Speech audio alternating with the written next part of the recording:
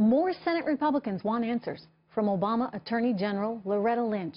Lawmakers from Ted Cruz to Lindsey Graham now say Lynch should testify about her handling of the Clinton email investigation.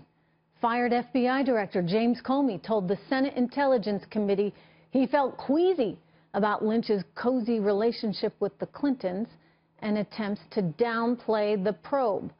Our next guest has exposed possible obstruction of justice by Lynch during an encounter with Comey. Joining me now, Sarah Carter, national security and war correspondent for Circa News. Sarah, welcome. What do you think may have happened here, and what do you think needs to be explored? Well, certainly the Senate Judiciary Committee, Trish, is going to be looking at this. I know that they say there's a high likelihood that they will be calling Loretta Lynch to testify. Whether she chooses to testify or not is going to be up to her, but more than likely they'll call on her. And this is also Senator Dianne Feinstein, who's a Democrat. She was also very concerned about this. Loretta Lynch had asked former Director Comey to call the investigation a matter and not an investigation. And what John and I have uncovered at Circa was the fact that there was a piece of sensitive communications. It was a piece of intelligence that the FBI had collected and that Director Comey had confronted Lynch about. And it was basically an email between two politicians, two political people connected to Clinton, that basically said that Loretta Lynch had promised to put basically the kibosh on any investigation into Hillary Clinton, and that's certainly enough to call her to testify. Yeah, and then of course there's still the bizarre meeting there on the tarmac with Bill Clinton that we still have a lot of questions about. Anyway, I got a lot of things I want to cover with you. Let me also turn, Sarah, to this concern right now about Robert Mueller's team. He's assembling these attorneys, and a number of them have given to Hillary Clinton's campaign or given to Democratic campaigns.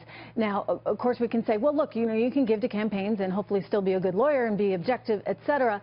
But do you have any concerns about that, in that they may be, biased in some ways by their own personal views of Donald Trump? Well, certainly Jeannie Rhee, Quarles, and Weissman, I mean, together, those three alone gave more than $53,000 to the Democratic Party and to Hillary Clinton.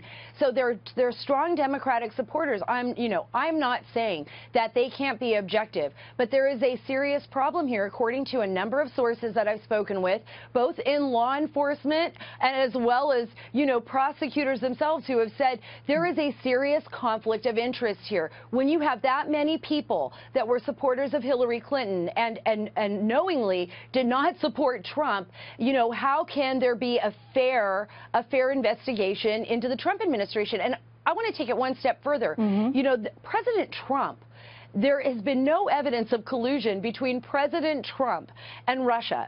No evidence of collusion whatsoever. So what now this has evolved to is an obstruction investigation. And we have to be very concerned as this becomes more of a mission creep situation where the special prosecutors are looking for something and digging. And this could go on for years. This could go on for years. Let me ask you about James Comey for a minute, because I was very troubled by what he did.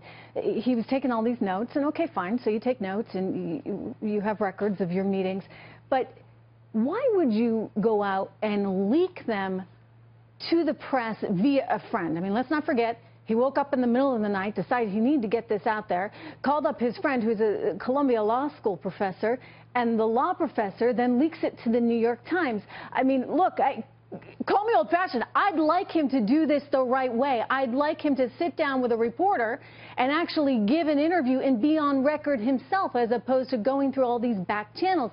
And Sarah, what I'm worried about is that he wasn't the only one. Do you think that there will be additional questions raised in terms of James Comey and what he did in terms of this leaking? Well, certainly there should be additional questions raised. If he wrote this, which everyone says he did, inside the FBI field office on FBI equipment, it belongs to the FBI, and this would be considered sensitive information. This is part of his memorandums. Another question that I have, Trish, is why didn't he do the same thing with Lynch? I mean, are there memorandums? Did he feel just as concerned about her? Apparently well, he didn't not. Get fired, right? I mean, yeah. Is that what he was?